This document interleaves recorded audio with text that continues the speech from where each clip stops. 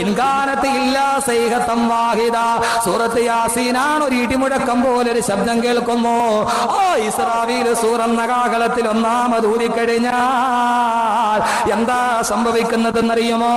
ഫൈദാനു ബിഖബിസ്സൂരി ഫസൈക മൻ ഫിസ്സമാവാതി വമൻ ഫിൽ അർളി ഇല്ലാ മൻ ശാ അല്ലാഹ്.